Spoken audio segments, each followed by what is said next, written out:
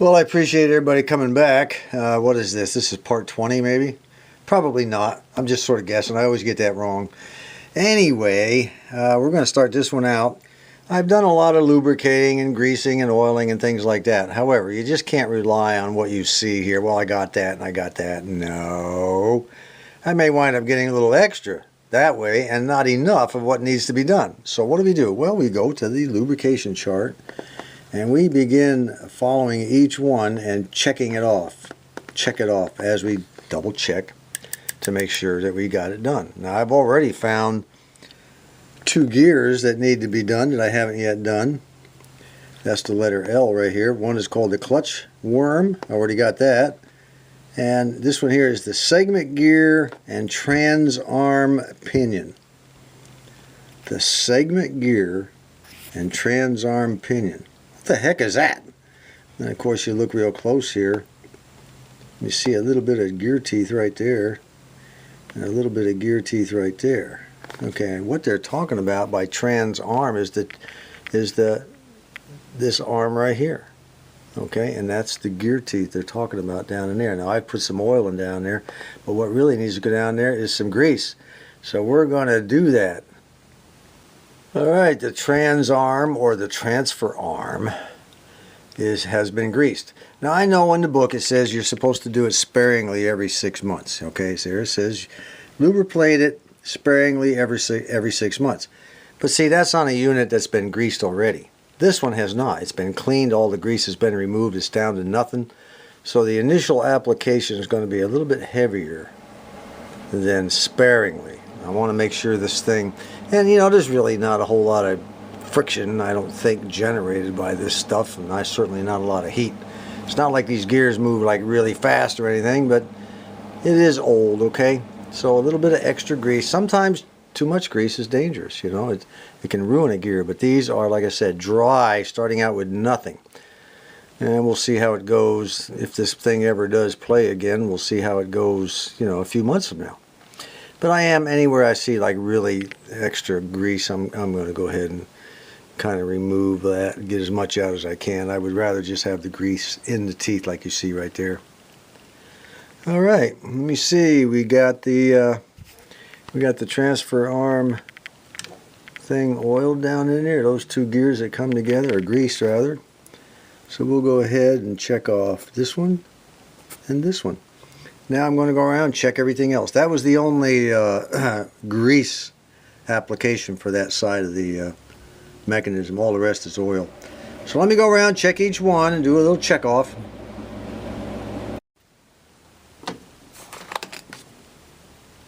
We're in pretty good shape. I've checked off everything that needed to be either lubricated with grease or oil. We're down to just 2 items. One is the motor. Here's your square motor right here, and there's a felt pad up here that needs to be saturated. That's one place. And there's a couple of fill oil tubes, one here and one here that has to have oil put down in it. So we have that left to do, and we also have the camshaft bearing fill oil hole. And you know, if you look at this thing, it just comes down. Let me zero in on that. That shows a camshaft bearing fill oil hole right there. I don't see any camshaft bearing fill oil hole that looks like that. So let's call on my previous experience. Having worked on cars, I know what a camshaft is, and this is a camshaft lobe right here.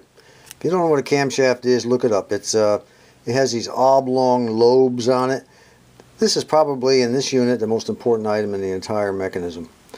If this thing is out of sync with the gears, that's it. I mean, nothing is going to work right. So that's the kind of thing, unless you know exactly what you're doing when you put these things back together, if you tear them all apart, unless you know what you're doing, you're screwed, okay? So where is the camshaft bearing lobe? Well, we know this is the camshaft. This is the camshaft rod or shaft, where these are the lobes. This is the shaft. There it is right there. That, ladies and gentlemen, down in there is your camshaft bearing oil fill hole. And we're going to go ahead and put the oil down in there, and we're going to fill it right on up. I took one of my pipe cleaners I stuck down in there just to see how deep it was and see if it was all that dirty and everything, and it wasn't. Get down in there, I just kind of stuck it in there and wiggled it around. There was some dirt in there, but you know, nothing that you wouldn't expect. Let me get this light down there a little better. There we go. Let's try it again. Might not have got it down in there. Alright. See if what we can do is just kind of run around in there and get some of that old nasty grease and oil out that might have been in there. There's some. We got it out though. Alright, let me go ahead and fill that with oil. I'm just going to let it drip right on down in there. I wish I could turn the entire mechanism, but I can't. So we're going to go ahead and you know, just put it in there and let it sit for a while. Let it soak on down. The camshaft bearing fill oil hole is done, so one less thing to do. Now we'll go over to the motor. Let's do the motor. Now, a few videos ago, a couple of our viewers mentioned, you know, the fill oil pipes in the motor. You know, you guys are always getting way ahead of me. You don't need to. I'm aware of all these things. But matter of fact, before I even make a video, I go through this thing maybe 3 or 4 times, so I know at least mostly what I'm talking about by the time I get to the video. I don't want to sit here and go through these things and try to figure them out while I'm making the video. I try to figure it out in advance. Sometimes I'll show you how I figured it out, and but most of the time I'll have everything ready to go. So don't get so far ahead of me, guys. We have a long ways to go. I was aware that there's a top and bottom oil spout, and I'm also aware that the third oil place is up here. Why? Because I had already gone over the lubrication chart on this page right here. So let's go ahead and do this first. It says to saturate the top of the right here. Apparently this is there's a felt bearing or felt cloth or something underneath there, and we'll go ahead and saturate. We'll do what they said to do.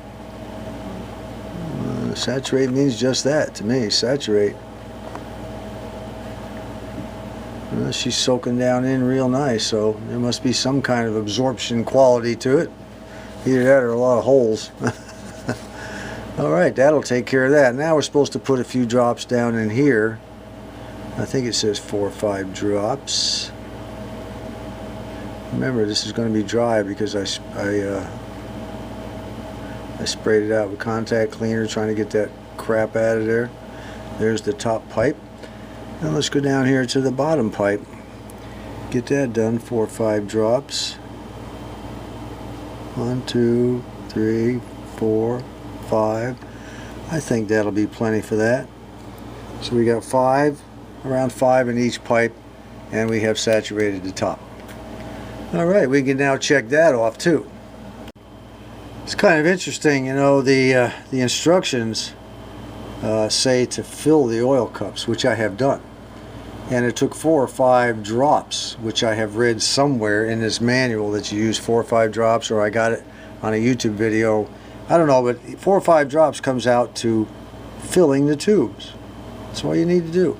And then once every couple of months, or 6 months, or 4 months, whatever, depending on how many times you play it, put maybe 1 or 2 drops in there. I guess the idea is to keep the cup pretty much full most of the time, I guess. They don't really say that, but that's pretty much the way I see it.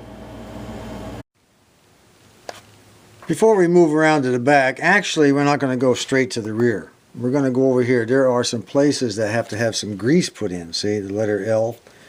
We have a couple of spots, 1 and 2, down in this area here, which will be below the turntable. We'll get those first, and then we'll move over to here and get the rear. However, before we do that, you know, I'm one of these guys that if I think it's a dry bearing, a dry shaft, and it needs oil, it's going to get it. Just from years of working on cars and different things. See that shaft down there? That's the end of your camshaft. Now, you know, I put oil in the bearing and all that. You saw me put it in the bearing hole to fill oil. I don't know. I just don't have a warm and fuzzy that that's going to take care of all of our problems. Now, keep in mind, this thing does not run super hot. It's not one of these things, you know, that gets real hot and things begin to burn and bearings begin to melt and all that. It's kind of a slow-moving deal, but over time it causes wear. And I think what I'm going to do is put a few drops of oil around. That's the end of the camshaft right there. I'm going to tip this baby up, put a few drops of oil around there. You know, I'm not going to flood it, but I am going to put a few in there. Then we're going to move on and put some grease in these spots right here, which is right below the turntable. The last two things we have to grease in accordance with this section right here is the pickup cradle guide. Okay, that thing has to be greased, and I can see why, because that screw slides back and forth. Oil wouldn't last very long, so we're going to have to grease it. The other thing we have to grease is this thing right here. And you say, well, that's crazy. What kind of how do you grease that? Well, let me show you what's happening here.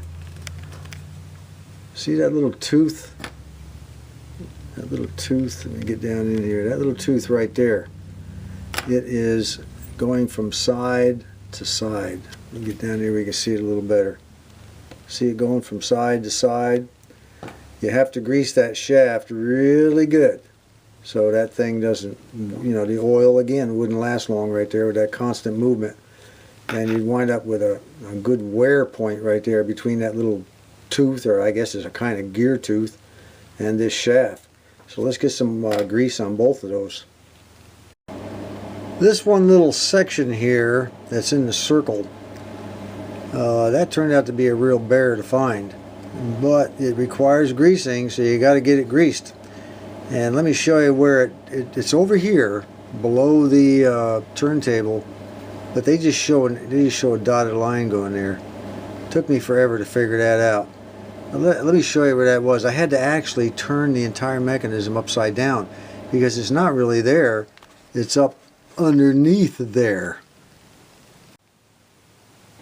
The entire mechanism is turned upside down, and you wind up with this square thing on the bottom, square opening. It's got a counter weight. That round wheel you see there's a counterweight for the pickup arm. This section right here, these horizontal, let me get this now, this is important. Some of you may wind up having to do this someday. This horizontal arm here with the separations, this horizontal rod, you're looking at it exactly the way it is. It's underneath this counterweight. There it is down in there. See it? All that has to be greased. That horizontal rod with the spring and the little dividers, I got to put grease on all of that. The only way to do that is with a long screwdriver and apply it that way. I can't get my fingers down there or anything. So let's get her done. Alright, the grease is on the screwdriver. I'm going to have to do it like this. This is the way we're going to have to do it. I'll show you a little bit in the beginning here, and then I'll just go ahead and finish it up afterwards. This is the only thing we can do. It's the only way we can do it, okay? It's all we can do. I cannot get down in there to get to that stuff, and I know it needs to be gotten. So it's just going to take a while, that's all. There is another way to apply that besides using a screwdriver. After you get your grease down in there, what we have here is a really long acid brush that I've trimmed way down.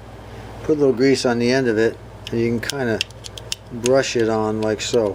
That'll work good too, okay? You don't have to use the screwdriver. Either way, they're messy and you can't get down in there very well, but at least this way with the brush, it does spread the grease out, and you can get into it, you know, several places that you can't get to with a screwdriver, and it does spread it out, make it a little thinner instead of all globbed up and everything. All right, so that's another way to do it. We are in the home stretch. I have the mechanism completely turned around the other way, so the pickup arm is here. We are going to, according to the lubrication chart, we have to oil on both sides of this thing. Right, see that pivot down in there? I don't know if you can see it. It's the pickup arm pivot. Goes back and forth. Enables it. Anyway, there's a pivot. There's a shaft on both sides. There's one right there that has to be oiled and one on the other side that has to be oiled. There is a wheel that's located down behind our forward and reverse switch there. See the wheel down at the bottom down there? Right up inside there. That's got to be oiled. And up here in the center of this thing right here, you can see it. See that brown stuff? Let me get up here where I can give you a little better view. See that brown stuff? That's felt down in there. And you're supposed to saturate that real good with oil, which we will do. So those are the first 3 things we'll do. And then we'll, work on the rest and just check them off as we go. Well, that's it, folks. I'm confident that everything's been oiled and greased in accordance with the manual. Everything was double checked, triple checked. And of course I will check it one more time before I even mount it back on this rack right here. Well, one thing about oiling and greasing, you'll find out. Grease and oil are dust collectors. They will collect dirt, they will collect dust. You say, well, yeah, I've got it oiled real good. And, within no time, it doesn't seem to be working so well if you go crazy with the grease and oil, especially if you're in a dusty area. And we only had one glitch. Unfortunately, this rubber bumper, just hard. It's supposed to be rubber. As you can see, it's not. It's just, I was, working around down in here that it goes through that hole right there. And it's the bumper for this arm, okay? This arm comes down and hits on it. So, what do we do about that? Well, I'll tell you what we do about that. It's a piece of cake. A couple of years ago when I was in ham-benching up in Ohio, up in Dayton, I don't know, for those of you who watch my videos, I picked up a whole bunch of these rubber type things because I never knew when I might need one. And they were like for, just a couple of pennies a piece, so I picked up all different kinds. Now we've got this one right here, which of course is too big, not going to work. And we've got this one here, which is definitely out of the question. However, we do have this one right here. Now is that righteous, or is that righteous? See there? This thing will go down through that hole like that. I'll pull it on through and our bumper will be reinstalled and we can go ahead and throw this piece of crap away. Well, that's it for now. I think we'll go ahead and wrap up this video. I hope you enjoyed it. I hope you learned something. Like I said, there may be a place I missed. I don't know. I don't think so. But if there is, I hope to catch it on the final look-see before we mount it to the base where the gear is.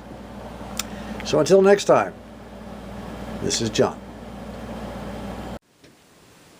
Well, the new one is a little long. Let's fix that. Chop, chop. Good to go.